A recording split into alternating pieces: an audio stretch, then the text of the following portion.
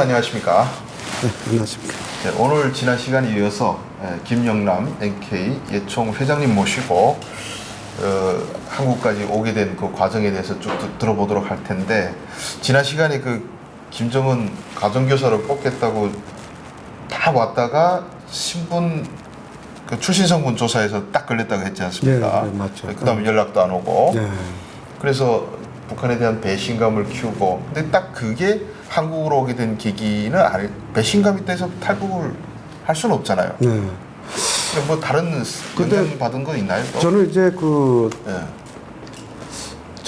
그 인민군대에 있을 때, 네. 군대에 있을 때 내가 이걸 처음으로 이제 얘기했지만은 그 하준사 시절에 제가 그 대대 양식 창고장도 한번 했었어요. 네. 우리 김성민 대표가 좀 아는데, 그래서 대대 양식 창고장 이러면 좀 고난이 있잖아요. 쌀 다지고 있잖아요. 그렇죠. 그런데 그러다 보니까 여직이죠. 대대 보이지돈이 저하고 친하려고 많이 이제 조건을 했었어요. 네. 근데 대대 보이지돈은 저한테 뭐 줄 거 없잖아요. 네. 그러니까 내 송부를 좀 보여달라 내가 그랬어요. 네. 그랬더니 내 걸 통째로 가져왔어요, 문건을. 이게 보니까 그때 알긴 알았었어요. 큰아버지가 그때 월남했다는 거. 그럼 뭐 월남 언제 했나요? 47년도. 그럼 뭐 북한에 뭐 큰 죄를 짓고 온 것도 아니잖아요. 그건 아닌데 저희 집은 원래 좀 못 사는 집이었는데 평안부터 종주에서 이제 옛날에 외정식에 서울에 와서 무슨 철도 고등학교를 나왔대요, 우리 큰아버지가. 그다음에 이제 그때는 뭐 분단되기 전이니까 종주 가서 뭐 종주 욕사에서 무슨 뭘 그 기술지를 무슨 뭘 하고 있었는데 그 종주 군에 평안부터 종주군에 그 철공소를 운영했던 집이 있었대요. 이제 그 좀 부자네 집이었는데 우리 큰아버지를 대리사로 데려갔대요. 그 집이 딸밖에 없어가지고. 그랬다가 40km 돼가지고 김일성이 그 패들이 와가지고 자꾸 다 뺐으니까. 빼앗으려고 하니까, 그러니까 거기서 적당히 정리해가지고 초가집에 나오니까 저 나오니까 할 수 없이 따라 나오는 케이스예요. 와이프 따라가야 되고. 그렇죠. 그 케이스였는데, 그러니까 우리 집은 그는 졸지구나 월남자 가족으로 이제 된 거예요. 근데 이제 그거는 이제 문건을 봐서 이제 알았고, 제가 그 창고장 하다 보니까 대대 정치도 오고 나 많이 가까웠거든요. 제가 술도 많이 마시고 그러는데 나 정치 학교 좀 가자 하니까 나보고 솔직히 말해요. 안 된다고 송분 때문에.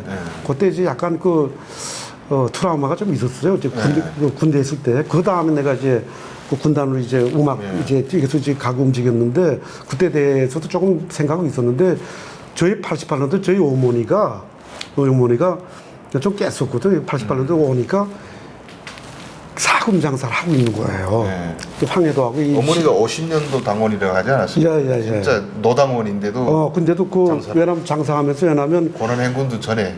그렇죠. 그러니까 이제 왜냐면 중국이 78년도 이제 그 개혁해방해가지고 원래 중국이 신의주에 있는 그 화교들이 못 살지 않았었어요. 근데 80년대 돼가지고 신의주에도 이제 막 장사가 송행하는데 화교들이 이제 신의주에서 이제 많이 이제 물건이 이제 왔다 갔다 하는데, 저희 어머님이 그 신의주에 이제 뭐 친척들도 있고 하니까 거기서 이제 뭐 어쨌든 황해도에서 계속 사금을 날랐어요.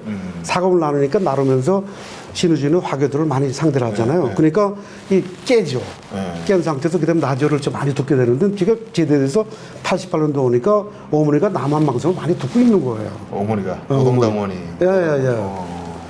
그래서 어찌됐든. 처음에는 근데 막 군에서 10년 근무하고 노동당원 돼가지고 왔으면 어머니 그거 왜 듣지 마 뭐 이렇게 해야 되는 거 아니에요? 아니. 그건 안 했어요? 근데 부모는 아닌데 저 몰래 처음에 그랬겠죠. 근데 저는 이제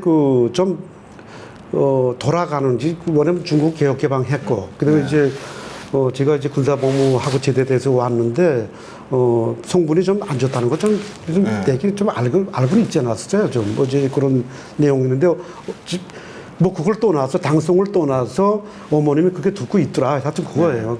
그런데 저희 그 어머니도 있고 우리 그 캐나다에 있는 누나도 다 이제 듣고, 우리 집안은 다 그거 남한 방송을 많이 듣고 있는 상태였어요. 누나도 같이 탈북한 누나. 그러니까 라디오를 다 가지고 있었는데 그거 자연스럽게 듣고 있더라고요. 제가 봤을 때. 그러니까 나도 이제 그걸 이제 좀 듣고, 저도 이제 호기심이 있으니까 그 듣게 됐죠. 저도 라디오 하나 노공기죠, 그러니까. 그때 당시 노공기 하나 있어도 좀 재산으로 했는데 우리 집안은 노공기 다 감췄어요, 다. 다른 사람들은 노공기. 라디오 달린 노공기. 그러니까 북한에는 다 농기가 낮에 다 달려 있으니까 그걸 보위부 가서 이제 다 떼잖아요. 원래 다 등록을 하고. 근데 우리 집안은 하나 등록을 안 하고 그걸 감춰놓고 듣고 냈다고요. 그걸 같이 들으셨나요? 네, 듣는데 그 처음에는 뭐 저 호기심에서 툭툭 들었지만은 그 정보 그러니까 그 라디오를 통해서 북한에 대해서 몰랐던 걸 많이 알게 되고요. 정보를. 기억에 남는 프로그램이 어떤 라디오 듣고 그건 이제 프로그램 들었습니까?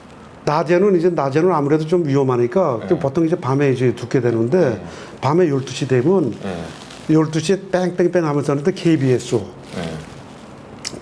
그때 무슨 교육방송 있잖아요. 한민족 방송, KBS 아니, 교육방송. 교육방송인데 12시 되면서 그냥 뉴스 먼저 쫙 보내고 뉴스를 보내고 뉴스 정리하겠습니다. 뭐. 다 이제 보내고 그다음에 이제 교통 있죠. 뭐 교통방 상황. 그다음에 이제 일기예보 보내고.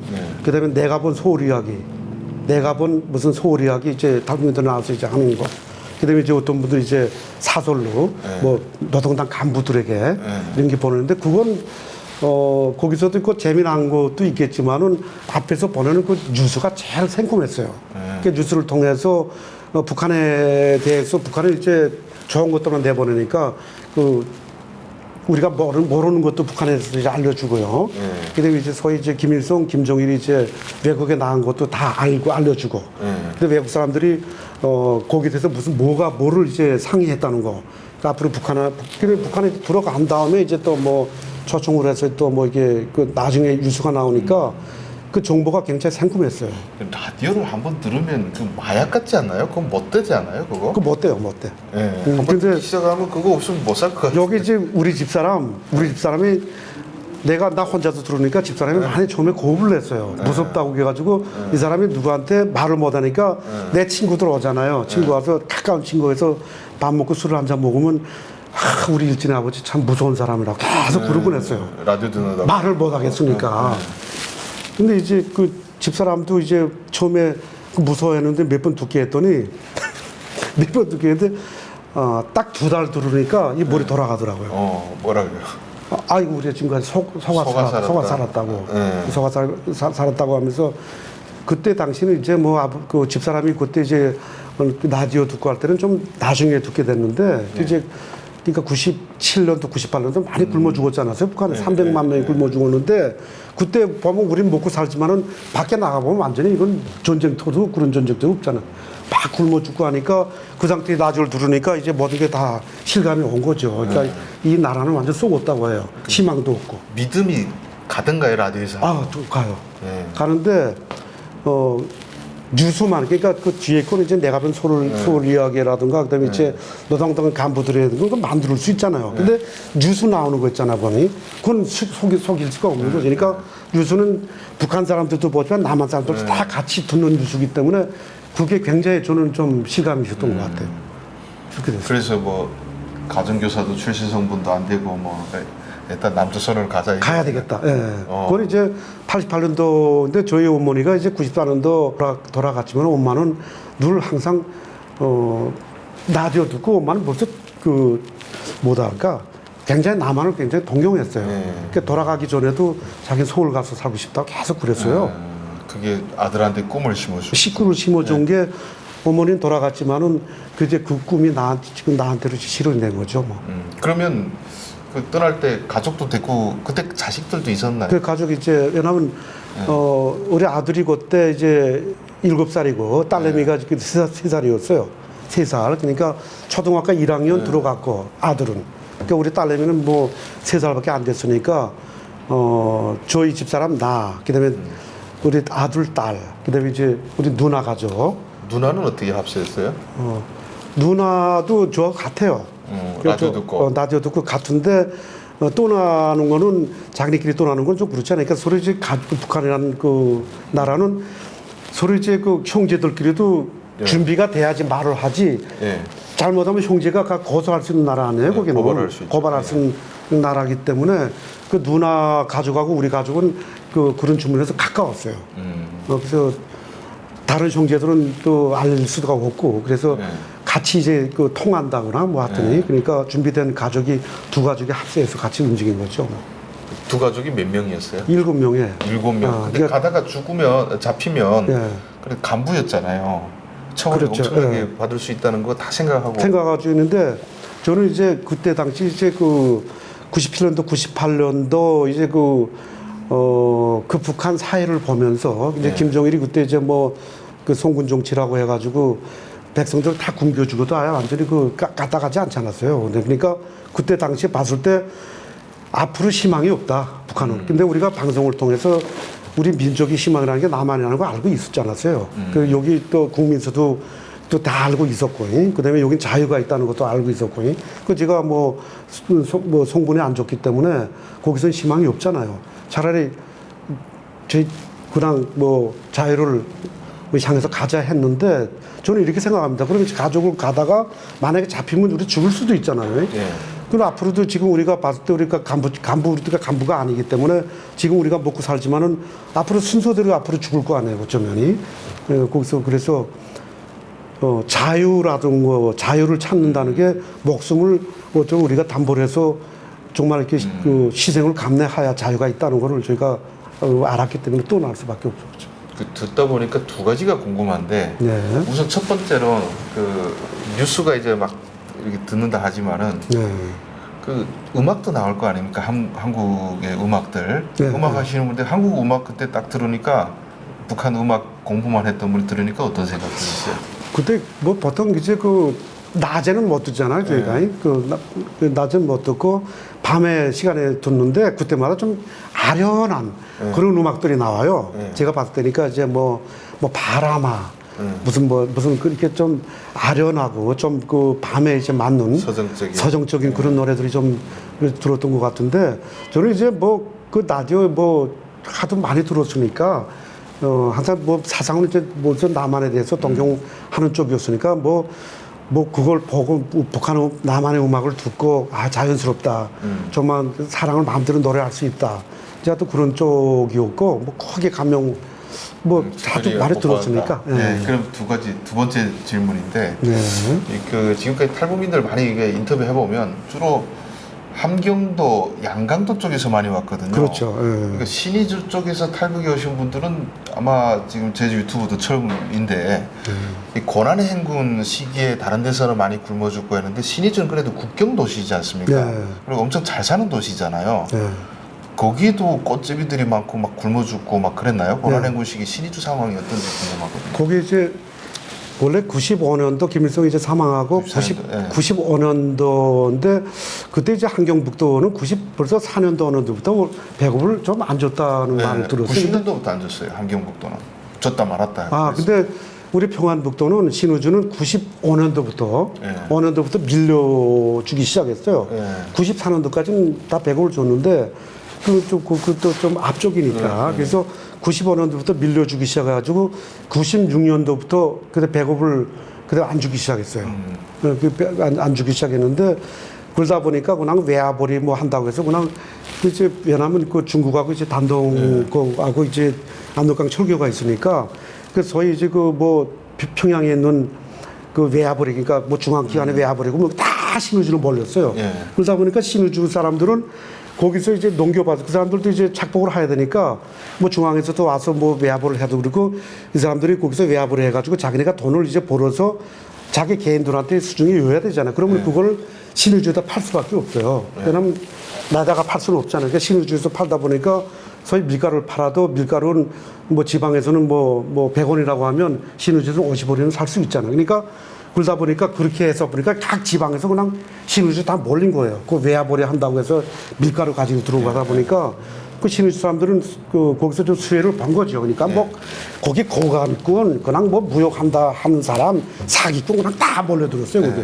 그런데다가 지방에서 이제 그 꽃제비들 있잖아요. 이제 굶어 죽는 사람들. 그러니까 저희 평안북도에도 이제 보면 신우주 내놓고 각 시도군을 여기 삭주군이라든가 그다음에 이제 거기 가면 삭주 창성 그 밑에 갔었는데 갑자기 좀 생각이 나는데 대관군 그다음에 총수 부성 여기는 맨 그냥 다 이제 그 군수품 공장들인데 거기 배급을 못 주니까 거기 가정이 다 이제 해체된 거 아니에요. 그러니까 그 자식들이 다 신우주로 몰린 거예요.